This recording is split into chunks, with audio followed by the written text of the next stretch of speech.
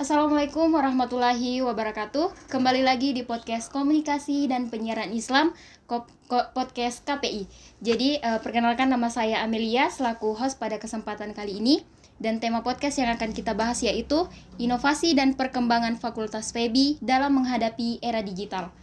Jadi di sini saya sudah bersama Bapak narasumber yang sangat luar biasa pada siang hari ini. Mungkin terlebih dahulu saya membacakan CV dari beliau. Bernama lengkap Dr. Malkan MAG. Tempat tanggal lahir Lup 31 Desember 1968. Alamat Jalan Munif Rahman. Jabatan sebagai Wadek atau Wakil Dekan 3 Bidang Kemahasiswaan Fakultas Ekonomi dan Bisnis Islam. Jenjang pendidikan S1 di IAIN Alauddin Makassar, S2 di IAIN Syarif Hidayatullah Jakarta, S3 di UIN Syarif Hidayatullah Jakarta. Mungkin langsung saja. Assalamualaikum Pak, bagaimana kabarnya hari ini? Alhamdulillah, waalaikumsalam. Ya, sehat-sehat walafiat. Alhamdulillah sehat. Mungkin Pak untuk memulai, mungkin Bapak bisa menjelaskan sedikit dari sejarah mungkin berdirinya Fakultas FEBI ini, mungkin tahun berapa? FEBI itu kan merupakan pengembangan lebih lanjut dari Fakultas Syariah dulu. Fakultas Syariah dulu kan bernama FCI, FCI. Fakultas Syariah Ekonomi dan Ekonomi Islam. Nah, itu kan. Jadi dari situ kemudian itu ada nomenklatur dari pusat bahwa setiap UIN itu ada namanya Fakultas FEBI itu kan. Ya, fakultas. Maka dengan adanya nomenklatur itu hampir di seluruh Indonesia itu UIN ada itu Fakultas Ekonomi dan Bisnis Islam. Dan kemudian UIN sendiri ya sebelum jadi UIN masih IAIN kan. Iya.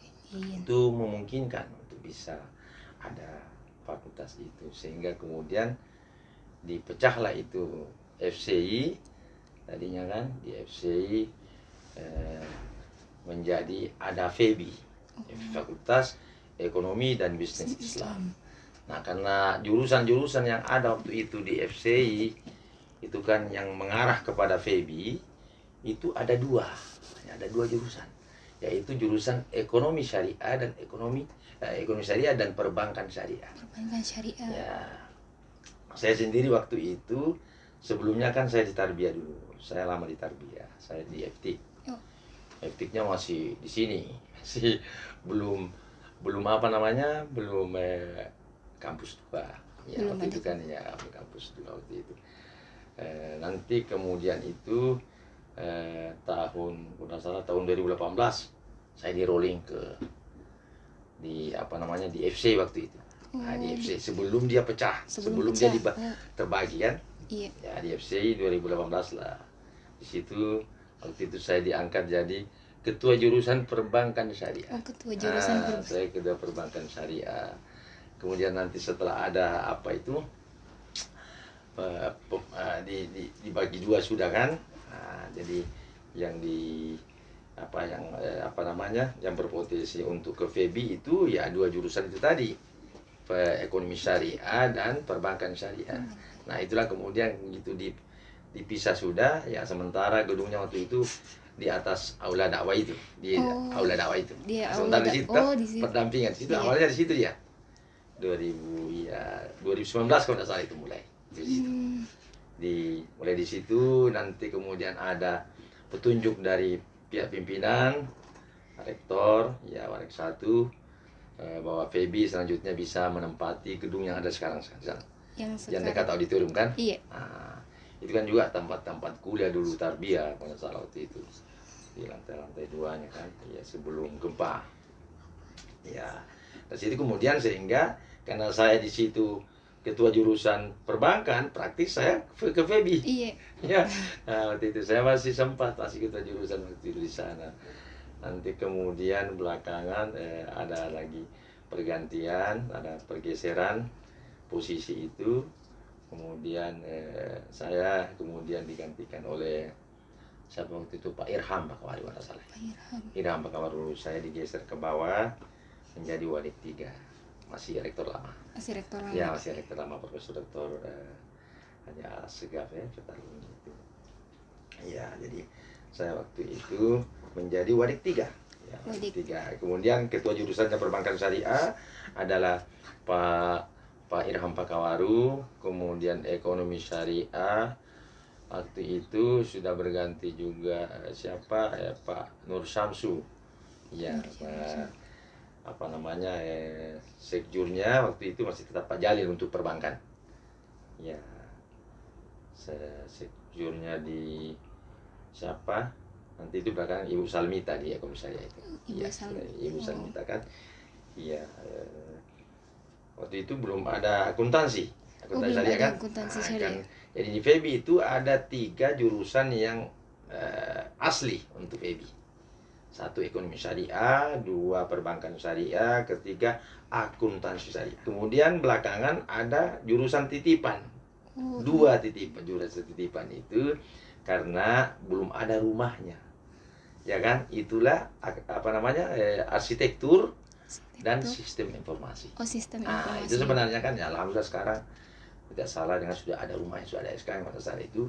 Nanti mungkin tahun depan itu mungkin beralih ke rumahnya sendiri. Itu arsitektur dan sistem informasi. Jadi itu dititipkan di FEBI waktu itu, waktu masih apa namanya waktu lama. Ya, almarhum di Warik satunya adalah Profesor Dr. Abidin. Ya, Pak Abidin almarhum kasihan meninggal beliau. Ya, itu waktu itu dia tempatkan di sana, alasannya karena FEBI waktu itu masih sedikit jurusannya. Oh, ya kan? masih sedikit. Sedikit kan, ya, baru 3 kan, jadi dititiplah dulu di situ.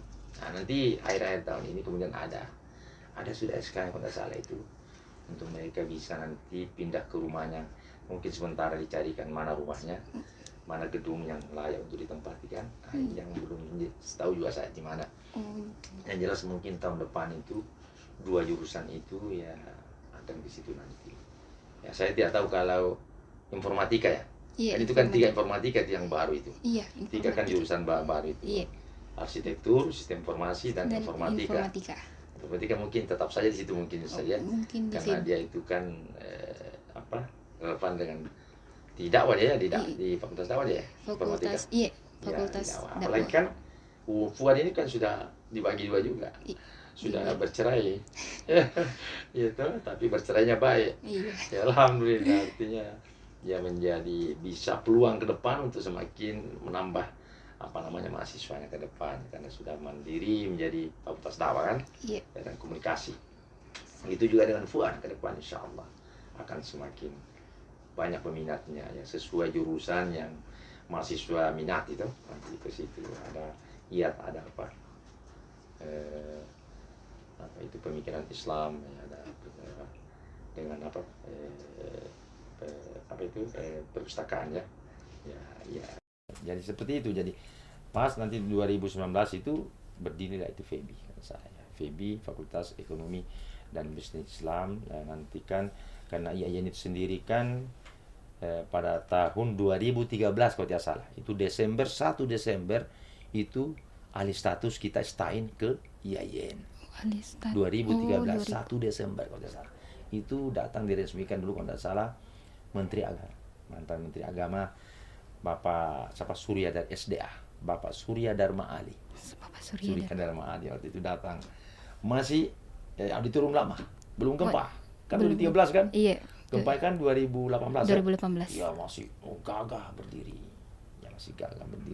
Waktu itu di sanalah beliau datang kemudian meresmikan itu peralihan dari Stain ke IAIN. Nah, nanti mungkin tahun berapa ini beralih status lagi. Jadi semakin meningkat kita punya pangkat. Ya alhamdulillah menjadi UIN kan. Jadi ya, akhir tahun berapa ya? 2022 mungkin ya. 2023 ya itu. Ya itu sehingga seperti sekarang lah. Alhamdulillah kampus kita sekarang semakin megah. Ya beruntung adik-adik sekalian mahasiswa merasakan ini, menikmati ini kampus kita yang sudah megah di sini pasca bencana alam itu ya, gempa itu kan. Alhamdulillah sudah ada gedung-gedungnya dan juga ada kampus 2. Alhamdulillah. Mudah-mudahan semua itu akan menjadi bahan penarik ya, motivasi untuk semakin banyaknya mahasiswa masuk ke UIN Dato Karama Palu, insya Allah. Insya Allah. Itu tentu harapan kita, supaya program-program juga yang ada di YAIN berdasarkan fakultasnya masing-masing itu semakin meriah, semakin antusias mahasiswanya kan, karena kita kan manusia itu sukanya kalau kita rame-rame. Betul. Kan manusia itu cenderung dia bersosialisasi, cenderung dia berorganisasi kan. Buktinya Nabi Adam dulu waktu masih di surga katanya kan sendiri, bete dia, kan begitu. Sendiri, betapapun nikmatnya itu situasi di mana dia berada, tapi kalau sendiri bete dia. Sendiri kita tuh tidak ada teman curhat, kan begitu tak? Apa yang terjadi? Tuhan lalu menciptakan pasangan beliau Hawa. Nah itu kan ada Hawa. Nah, ini juga merupakan isyarat betapa pentingnya itu namanya mitra dialog, mitra kerja, mitra ya, partner wanita. Wanita sudah ada memang sebelum turun ke bumi, ada memang dia di surga itu kan. Ini jadi di sini arti pentingnya namanya partner, namanya kaum Hawa ini. Ya, pendampingnya Adam. Ya, pendamping Adam, sehingga kemudian ada teman curhat, ada teman bisa berbagi, ya kan, bahwa apa yang harus direncanakan, planning ke depan, ya, bisa ada tempat curhat. Seperti itu barangkali ya. Jadi sama dengan itu, mudah-mudahan dengan banyaknya nanti mahasiswa, semakin rancangan-rancangan programnya ke depan itu semakin meriah dan semakin mudah dilaksanakan, karena dia saling aktif memberikan dukungan, sehingga kemudian mudah terselesaikan itu program-program. Oh iya. Iya. Silakan. Jadi jadi di Fakultas FEBI ini yang anunya Pak, itu jurusan asli tetapnya di situ ada tiga. Ada ekonomi syariah, ada perbankan syariah, dan ada akuntansi syariah. Yang baru dari tiga itu ya. Jadi perbankan syariah ini baru. Iya, bukan akuntansi. Oh iya, yang akuntansi. Sekarang ketuanya itu adalah Pak Irham Pakawari. Pak Irham. Ya, Irham dulu tadinya di perbankan, kemudian dialihkan ke sana. Ke akuntansi. Ya, sesudah Pak Irham waktu itu diganti dulu oleh Pak Syakir Sopyan, Dr. Syakir Sopyan. Dr. Syakir Sopyan. Oh iya. Waktu saya dulu waktu di perbankan syariah masih di PFC dulu, saya ketuanya Pak Doktor belum doktor beliau, Pak Syakir Sopyan sebagai sekjurnya. Nah, itu nanti beliau kemudian lanjut S3. Sudah pindah ke sana kita di FEBI, lanjut beliau. Nah, setelah itu itu dia setelah pindah ke akuntansi syariah itu, naiklah Pak Dr. Syakir Sopyan sebagai ketua jurusan perbankan syariah. Nah, nanti kemudian ada setelah rektor baru ini ada pergeseran lagi.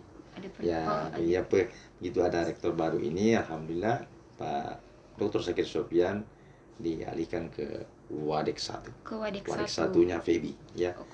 Saya tetap di Wadek 3. Wadek 2-nya adalah Dr. Siti Aisyah, SYMI itu kan. Nah, sekarang yang sebelumnya Aisyah kan ada di FC di Fasha kan. Ya, FC itu kemudian berubah menjadi Fasha ya. Jadi Fasha. Fakultas Syariah. Dulu kalau tidak salah namanya dulu Faksar, Fakultas Syariah. Jadi karena mungkin nada-nada kedengarannya Faksar kurang bagus di telinga. Faksar kan sarung jelek tuh. Jadi diganti menjadi Fasha. Fasha.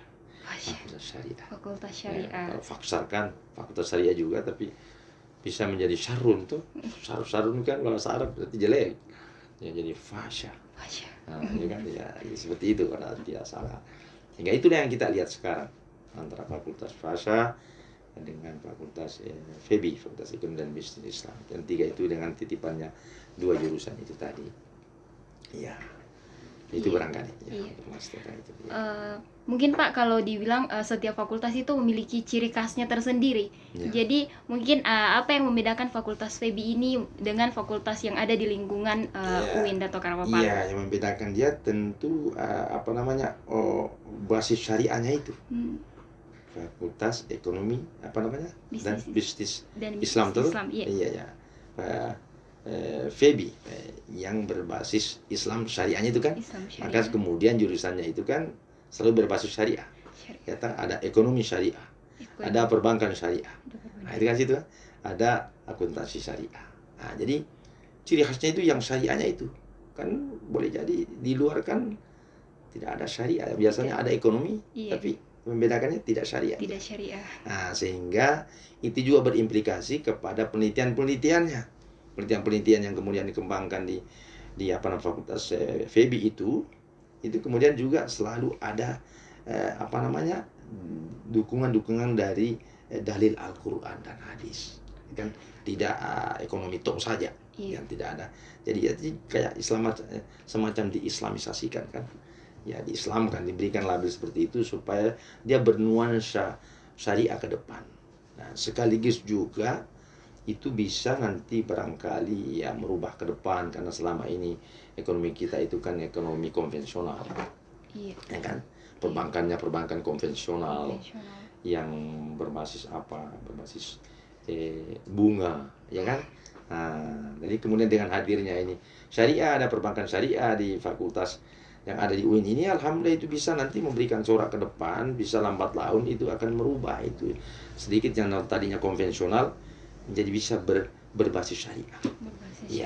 Syariah itu kan jadi sudah tidak berbasis seperti bunga itu, tapi kemudian dia punya produk-produk itu kan diantaranya berbasis syariah seperti mudharabah, musyarakah itu artinya dia bisa bagi hasil, bukan lagi hitung bunga. Iya, karena selama ini bunga juga menjadi perdebatan di kalangan intelektual Muslim itu kan bahwa itu haram, itu halal, itu kan ya, jadi supaya itu tidak menjadi momok lagi ya, jadi barangkali kalau itu sudah memungkinkan ke depan ya itu sudah ambil jalan yang berbasis syariah. Ya kan bank-banknya nanti barangkali ke depan bisa jadi sudah berbasis syariah semua. Ya karena ini kan masih peninggalan dari kolonial Belanda. Itu ekonomi kita kan, ekonomi konvensional itu kan. Nah, jadi itu karena misalnya dianggaplah darurat, mungkin orang masih melek ke situ kan. Itu terus dikembangkan. Nanti kalau ke depan sudah banyak. Ini kan sekarang sudah ada BSI kan. Merupakan merger dari 3 bank, ya kan? Ya ada Mandiri, ada BRI, ada BNI kan. Disatukan menjadi BSI, Bank Syariah Islam kan. Nah, itu kan jadi ini nanti akan memberikan nuansa baru ke depan untuk hal-hal yang berbau syariah itu bisa betul-betul diterapkan ke depan sehingga orang tidak terbebani lagi namanya bagaimana di situ haram orang di situ karena dia banyak kan, seperti bahasa-bahasa masyarakat bilang begitu biasa. Orang-orang yang barangkali yang ada sifat kehati-hatiannya tinggi karena dia ragu. Ya, jadi kalau sudah berbasis syariah itu enjoy dia. Jadi dalam berinteraksi kepada bank-bank yang sudah berbasis syariah. Nah, itulah barangkali yang ciri khas membedakannya ini dengan yang lain karena dia berbasis syariah. Berbasis syariah. Iya. Sekarang itu sudah namanya Islam tuh, kita punya UIN Dato' Alamat Universitas Islam Negeri kan. Tapi lebih khas lagi dalam penerapan keilmuannya kan. Di FEBI. Iya, jadi diharapkan itu berbasis syariah sehingga adalah apalagi terbangun sudah namanya halal syariah kan di di kampus kita kan ada lembaganya itu halal kan itu. Nah, lebih di sana jadi itu menjadi halal. Jadi sampai kepada untuk membackup itu kemudian diberikanlah mata kuliah yang membackup itu kan. Ada misalnya tafsir tafsir ayat dan ekonomi, ya tafsir dan hadis ekonomi. Ya kan seperti itu kan, data ekonomi disitulah ya ada nuansa keislaman yang diberikan dasar-dasar prinsip-prinsip dasar ekonomi syariah. Ya ada kan nilai-nilai tauhidnya, ada nilai khilafahnya, ya kan seperti itu, ada nilai keadilannya, ada nilai nubuahnya, artinya bernuansa petunjuk-petunjuk yang dari Nabi kita Muhammad SAW dan ada ma'atnya, artinya evaluasinya, endingnya, hasilnya. Ya ibaratnya nanti orang yang berkiprah di dunia ini seperti kita ini kan endingnya nanti surga neraka. Nah, itu kan evaluasinya nanti di akhirat. Bagaimana kiprah Anda selama di dunia ini? Apakah Anda lebih dominan ke kanan-kanan atau ke kiri-kiri? Nanti kita dihisap kan? Insya Allah. Hisapnya nanti itu 2 tempatnya nanti kan? Surga, neraka. Sama juga orang bisnis. Akhir bisnis Anda laba apa rugi? Nah, seperti itu kan. Nah, jadi ada nama adnya, artinya evaluasinya tuh. Alhamdulillah saya sudah laba sekian. Alhamdulillah barangkali tata cara pengelolaan keuangan saya masih perlu ditingkatkan lebih jauh lagi ke depan. Ya apalagi dengan menanamkan karakter-karakter yang bernuansa Islam itu, ya kan? Ya, dalam berbisnis itu kan ya adil, ya kan? Anda adil, kemudian Anda jujur. Nah, ini yang menjadi tantangan sebenarnya sekarang dalam dunia bisnis itu. Kejujuran itu yang menjadi taruhannya. Kejujuran. Ya, keadilan itu. Ya bisa kan kita praktek kecil-kecilan saja Anda lihat di pasar. Iya. Biasa kan begitu kan? Itu bukan rahasia lagi itu. Oh ini baru Pak ini Pak. Padahal tidak baru. Kan begitu kan? Iya. Nah, jadi itu barangkali lama-lama bisa dirubah. Tentu dari adik-adik mahasiswa yang sudah sarjana di sini bisa merubah sedikit demi sedikit itu. Ya terutama barangkali yang bidang bisnis kalau di FEBI ini kan, nah, mahasiswanya bisa itu menyampaikan hal-hal itu baik secara lisan maupun secara praktek. Ya dia buktikan dalam dunia bisnis itu bahwa Anda harus jujur. Kalau memang ini barang yang sudah 2 hari yang lalu, katakan ini baru kemarin ada. Ini sekarang baru. Jangan dibiasakan bilang baru padahal tidak. Iya. Itu harus dibiasakan tuh. Ala bisa karena biasa. Orang bisa melakukan para pemain-pemain ahli bisa menjadi lihai dia karena dia biasakan. Tapi kalau negatif selalu dibiasakan akan begitu juga dia terus itu. Kan begitu kan? Nah, jadi begitu juga dalam hal bisnis ini.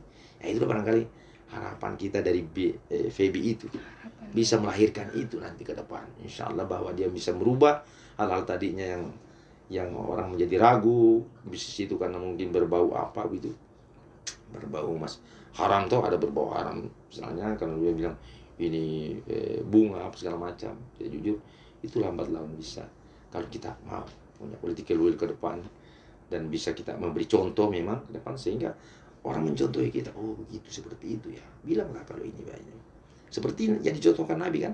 Makanya kan si karakter Nabi kan yang kita kenal dalam selama ini kita pelajar agama ini, sejarah Nabi itu kan ada apa namanya, ada sidik ya, ada apa lagi, ada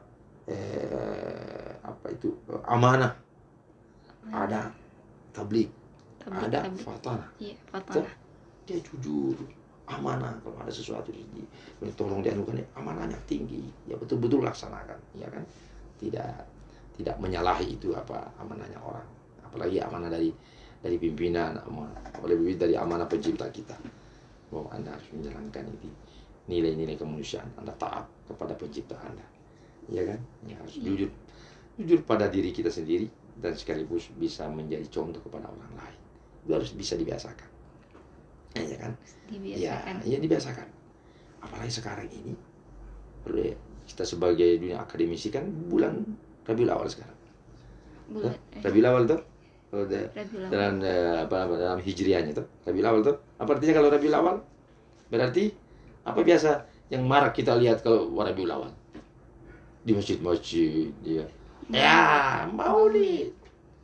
Disitulah ajang untuk disampaikan itu karakter Nabi yang selama ini dia contohkan selama beliau hidup di Makkah dan Madinah sana, yang kemudian itu diukir dalam sejarah, diukir dan tertera di dalam hadis-hadis beliau dan sampai terpahat begitu sangat dalam di Al-Qur'an.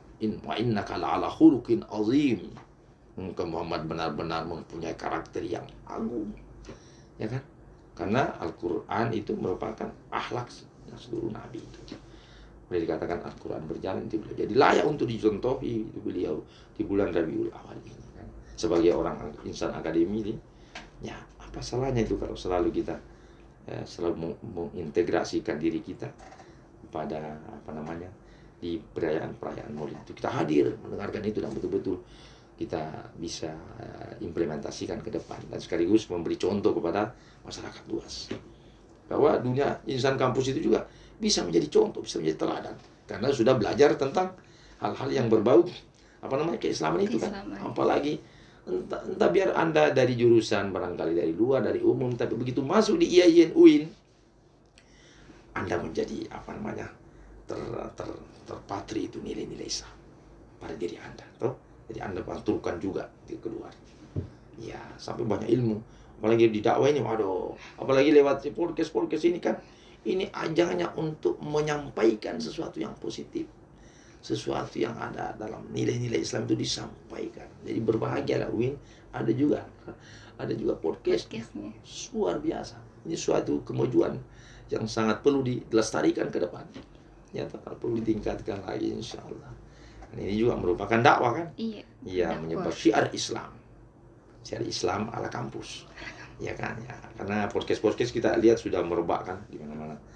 Orang-orang baik bidang politik barangkali dia anunya termasuk dalam bidang seni, Rumah Irama podcastnya juga. Ya kan? Ada Rumah Irama itu. Nah, podcast dia undang pakar-pakar seni. Ya, untuk kemudian ya, ada untuk menyebarkan ilmunya dia tuh dalam dunia seni, dalam dunia nyanyi segala macam. Itu ada Rumah Irama. Itu ya, saya lupa. Ada kan? Ada itu Rumah Irama. Apa itu? Ya, Forsa apa. Dan baru-baru kan Merah diundang pada waktu penutupan MTQ di Samarinda sana. Diundang beliau. Nah, itu kan syiarnya. Bernuansa syiar beliau, menyampaikan syiar Islam lewat seni, lewat musik. Ya, kita juga menyampaikan syiar Islam lewat kampus. Ya kan? Alhamdulillah seperti sekarang ini. Jadi dakwah menjadi motor penggerak menyampaikan nilai-nilai Islam ini dari berbagai fakultas yang ada. Ya, alhamdulillah. Ya. Nah, seperti itu barangkali. Iya. Oh, iya. Yeah. Mungkin Pak, karena dilihat dari sekarang era digital itu mungkin sangat berkembang pesat. Ya. Jadi inovasi terbaru apa saja Pak yang diperkenalkan Fakultas FEBI dalam menghadapi era digital? Ya, di dalam itu di FEBI itu kan selama ini kan belum itu marak namanya online kan. Nah, selama ini kan. Jadi kemudian itu mata kuliah yang ada dimasukkan sudah di dalam kurikulum FEBI itu. Kemudian mata kuliah terutama mata kuliah yang sudah ending, yang sudah mau selesai itu kemudian di backup ya, kemudian supaya itu bisa cepat percepatannya seperti misalnya mata kuliah ujian komprehensif, ujian proposal ya, kemudian ujian skripsi dan bahkan surat-surat yang lain itu mendaftar itu kemudian dilayani dengan berbasis online. Ya kan? Ya, artinya sudah digunakan digital ini. Selama ini dulu belum kan? Mungkin itu sudah dikembangkan sekarang di FEBI juga, itu baru harus lewat online. Itu mendaftar untuk ujian komprehensif itu lewat online digital dengan ada namanya sifebi.com. Ya, sifebi.com orang bisa membuka itu, kemudian mengakses lewat itu, kemudian untuk mendaftar apa yang ada di FEBI sana itu. Ya, terutama ujian komprehensif, ujian proposal, ujian skripsi. Begitu juga surat-surat barangkali surat untuk mau cuti, mau surat-surat mau aktif kembali seluruh online. Ya, barangkali yang tidak online saja itu untuk melaporkan akunnya mahasiswa. Lewat akunnya mahasiswa ke Akma, melaporkan supaya kemudian itu bisa terdeteksi kan. Ya, semuanya itu, dan itu sangat-sangat mempercepat pelayanan dan juga sehingga bisa mempercepat penyelesaian juga kan. Dengan begitu jadi cepat dia mengurus proposalnya. Karena biasa yang menjadi tantangan itu di pelayanan itu. Jadi alhamdulillah dengan adanya digital ini, digital kemudian kita jadikan akses untuk kemudian bisa mempercepat itu hal-hal yang bersifat akademis itu juga di sini di fakultas ya, terutama juga di FEMedia kembangkan itu supaya menjadi cepat pelayanannya. Dulu orangnya bergerombol, ya kan, orang jadi tidak bergerombol lagi, itu artinya supaya bisa cepat. Nah, dan bahkan di dalam juga termasuk dalam penilaian proposal, penilaian itu kalau mau dikoreksi kan bisa juga online, apakah lewat WA dia kirim atau email, bisa diperiksa. Itu bagi yang tidak bergangguan matanya bisa, tapi dia periksa lewat itu baru dia kirim lagi, itu perbaikan supaya cepat kan. Tidak ketemu langsung, bisa lewat WA, bisa email, ini Pak saya sudah proposalnya, bisa dikoreksi baru dikirim lagi, direvisi lagi. Nah, itu berkembang itu sekarang yang seperti itu ya, sehingga kemudian mempercepat itu proses penyelesaian mahasiswa ya. Seperti itu barangkali keuntungan adanya digitalisasi ini kan, digitalisasi yang kita manfaatkan, dan juga ini termanfaatkan pada waktu juga kita bisa saksikan pada waktu COVID-19. Andai kan tidak ada digital, apa namanya? Iya, yang daring itu kan, itu kemudian dunia pendidikan tetap bisa eksis, tetap bisa berlangsung proses belajar mengajar karena ada online. Ada namanya apakah lewat apa namanya? Apa namanya ini? Apa biasa dia pakai mahasiswa itu? Google Meet. Ya Google Meet. Iya, Google Meet. Atau yang tingginya sedikit apalagi Zoom. Nah, itu kan biasa agak berat membayarnya kan. Ya, kalau sudah agak ringan biasa pakai Google Meet. Nah, itu semua kan mempermudah proses pembelajaran. Artinya mau tak mau memang digital ini harus kita akses kita gunakan semaksimal mungkin untuk mempermudah juga percepatan kita punya ikhtiar dalam dunia pendidikan ini. Ya, sehingga dengan demikian tidak terlalu merepotkan kita. Nah, termasuk dalam dunia bisnis ini. Ya toh, pengembangan ekonomi di sana kemudian digital kan. Itu ya dikembangkan itu orang-orang belajar itu ya diperkenalkan dengan digital. Ya, termasuk nanti di dunia bank barangkali itu. Di dunia bank. Iya di dunia bank itu kan. Ya di dunia bank kan sudah mulai ya, termasuk di FEB ini diperkenalkan itu. Iya, kan ada jurusan perbankan syariah. Ya seperti itu barangkali. Baik. Mungkin tadi itu pertanyaan terakhir dari kami. Itu? Iya, karena aduh. Iya. Mungkin Pak, sebelum kita tutup ada pesan kesan untuk para penonton podcast kita. Ya, saya harapkan bahwa dengan adanya barangkali podcast yang telah diadakan oleh UIN atau Keramat Palu di jurusan KPI ini kan, alhamdulillah ini barangkali menjadi ajang silaturahim dan sekaligus ajang syiar Islam dari kampus yang menyuarakan kepada masyarakat bahwa hal-hal yang ada terjadi di kampus juga itu bisa disampaikan secara lebih luas lagi.